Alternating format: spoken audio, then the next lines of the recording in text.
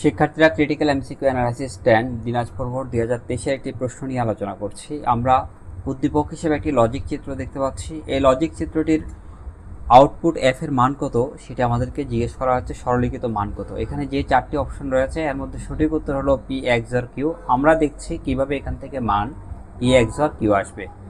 Logic চিত্রটির দিকে তাকালে আমরা দেখতে পাই এখানে প্রথমে একটা ইনপুট, এটি একটি অর গেট এবং এই অর গেটে দুটো ইনপুট রয়েছে। একটি হলো এখান থেকে পি ইনপুট সরাসরি প্রবেশ করেছে, আর এখানে কিউ ইনপুটটির সাথে একটা নট গেট যুক্ত হয়েছে। কিউর সাথে যখন নট গেট যুক্ত হয় তখন সেটি কিউ বার হয়ে যাবে। তাহলে পি এবং কিউ বার এই অর গেটের মধ্যে প্রবেশ করেছে, সেজন্য ফলাফলটি পি প্লাস কিউ বার হবে। আবার এই অর গেটের মধ্যে যে দুটো ইনপুট রয়েছে, একটা ইনপুট হলো এই জায়গা থেকে কিউ থেকে আসছে সরাসরি, তাহলে এটি কিউ। আর এখানে পি থেকে যে মানটি তার সাথে নট গেট যুক্ত হয়েছে, তাহলে পি এর সাথে যখন নট গেট যুক্ত হলো এই পি ইনপুট এখান থেকে কানেক্ট হয়ে নট গেট যুক্ত হয়েছে, তখন পি বার হয়ে যাবে। এখন ফাইনাল ফলাফলটা হচ্ছে পি বার প্লাস কিউ হলো।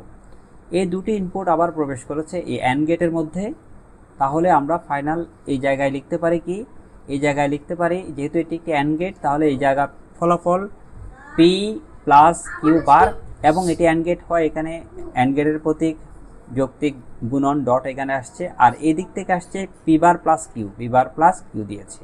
এটি একটি অ্যান্ড গেট।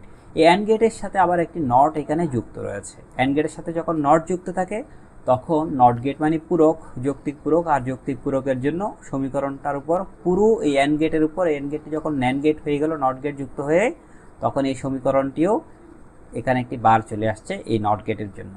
এখন এই সমীকরণটি যদি এভাবেই আমাদেরকে অপশান হিসেবে এখানে দেয়া থাকতো, এটি আমরা উত্তর হিসেবে দাগ দিতে পারতাম। আমাদেরকে সরলীকৃত মান কত জানতে চাওয়া হয়েছে। এখন আমরা এই সমীকরণটিকে সরলীকরণ করব। পুরো সমীকরণটিকে আমরা আবার এখানে লিখে ফেললাম।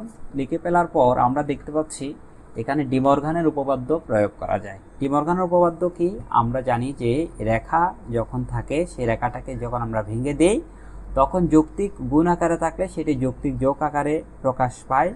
এখন এই পি প্লাস কিউ বার এবং পি বার প্লাস কিউ এই দুটো অংশের মধ্যে অ্যান্ড গেট রয়েছে এবং পুরো একটি রেখা রয়েছে।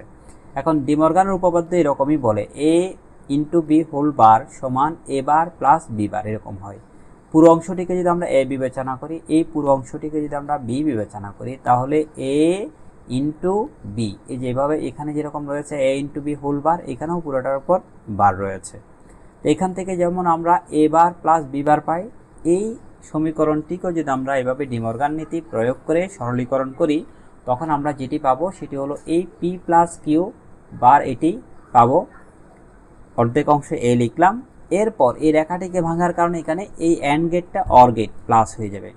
তারপর এই অংশটি আবার লিখে ফেললাম প্রথমে পি বার প্লাস কিউ, তাহলে যা আছে তাই কিন্তু লিখেছি। শুধু রেখা ভাঙলে অর গেটটা অ্যান্ড গেটটা অর গেট হয় তাই দেখিয়েছি। তো রেখা যখন এটি ভেঙে যাবে তখন সেই রেখাটা প্রথম অংশের উপর অর্ধেক, দ্বিতীয় অংশের উপরে অর্ধেক, এভাবে আমরা দুটো অংশ বিভক্ত করে ফেললাম ডিমর্গানের এই নীতি প্রয়োগ করে। এখন আবার ডিমর্গানের আরও একটি উপপাদ্য রয়েছে, সেটি হলো এই যে এটি আবার যখন ভাঙবো তখন এ প্লাস বি হোল বারকে যখন আমরা ভাঙবো তখন এ বার ইন্টু বি বার হয়ে যাবে, অর্থাৎ যৌক্তিক যোগ আকারে থাকলে সেটি যৌক্তিক গুণ হয়ে যাবে। এটি ডিমর্গানের আরও একটি উপপাদ্য। এখানে পি প্লাস কিউ বার রয়েছে, হোল বার আছে, অর্থাৎ এই পুরো রেখাটিকে লম্বা রেখাটিকে যখন ভাঙবো তখন আমরা একটা রেখা পাবো পি এর উপরে, আবার কিউর উপর আগে থেকে একটি রেখা ছিল, এই যে কিউ বার ছিল, এখন কিউর উপর ডাবল বার হয়ে যাবে। তাহলে এই ডিমর্গান নীতি এখানে প্রয়োগ করেছি। এখানে অর গেট আকারে আছে, রেখা ভাঙলে সেটি অ্যান্ড গেট যৌক্তিক গুণ হয়ে গেল। ঠিক এই অংশ P bar plus Q or gate আকারে রয়েছে, তার উপর রেখা রয়েছে নর গেট। এখন ডিমর্গান নীতি যদি আমরা এখানে প্রয়োগ করি, একইভাবে এখানে এই অর গেটটা হয়ে যাবে অ্যান্ড গেট এবং উপরের এই বড় রেখাটি ভেঙে আবার দুটো অংশের উপর চলে আসবে। প্লাস ঠিক থাকলো এখানে, তাহলে এই অর গেট অ্যান্ড গেট হয়ে গেল, প্লাসটা ইন্টু হয়ে গেল। এখন এই পি এর উপর কিন্তু আগে থেকে একটা বার ছিল, সেটা আমরা আগে দিয়ে দিচ্ছি, কিন্তু এই জায়গায় একটা বার, এই লম্বা বারটাকে যখন আমরা ভেঙে দিলাম তখন পি এর উপর আবার অর্ধেক আসবে, তাই পি এর উপর ডাবল বার হয়ে যাবে।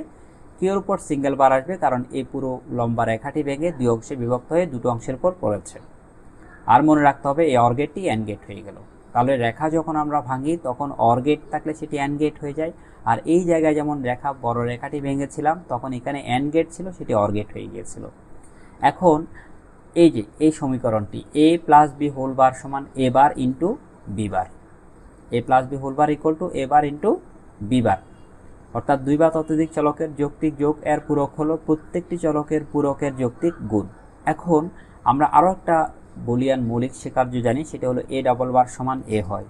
এখন p ডাবল বার সমান এখানে p হবে, q ডাবল বার সমান q হবে, সেই অংশটা আমরা এখানে লিখে দিচ্ছি। তাহলে p এর উপর সিঙ্গেল রেখা সেটি ঠিক থাকবে, q ডাবল বার থেকে q হয়ে যাবে এই নীতি ফলো করে।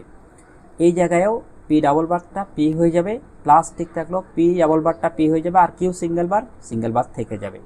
এখন দেখো q বার ইন্টু p বার into q plus p into q বার, এই সমীকরণটি কিন্তু এক্স অর্গেটের যে সূত্র আছে তার সাথে মিলে যায়। এক্স অর্গেটের সূত্র আমরা জেনেছিলাম কি, a bar b plus a b বার, এই a bar b plus a b বার সমান a x or b, a bar b plus a b বার সমান a x অর b। তাহলে এই আকারে এখানে পাওয়া গেছে p বার q প্লাস p q বার, সেখান থেকে আমরা p x অর q লিখলাম, অর্থাৎ p x অর q বলা হয় এটাকে, x অর বা x অর যেটি বলি আমরা সঠিক, সেই হিসেবে আমরা এই সমীকরণটির মান p x অর q পেয়েছি। আশা করি তোমরা সবাই বুঝতে পেরেছ।